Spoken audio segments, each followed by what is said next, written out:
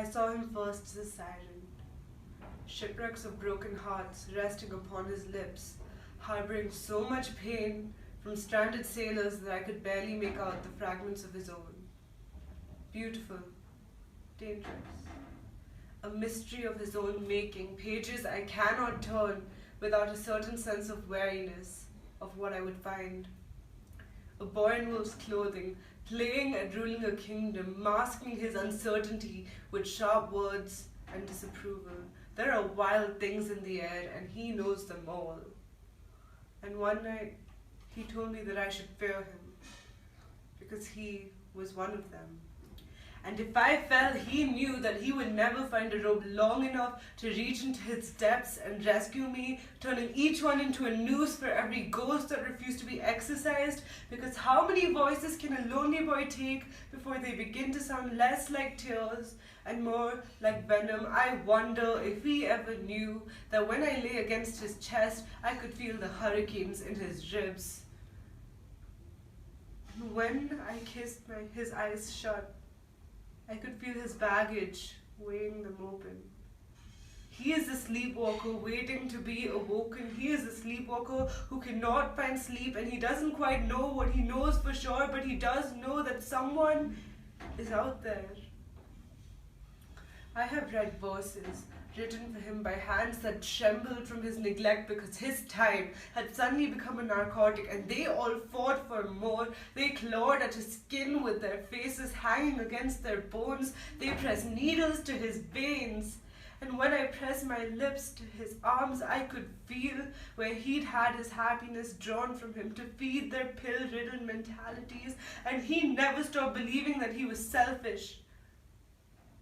But I called for him one night, and he ran across stars and found me with glass shards littering my hands, and he bled so that I would not. And he believes that he will never learn to love, though he loves me, when he pushes me against walls and spoils me with his teeth, when he runs his hands over my ugliest words, and still believes that I am beautiful.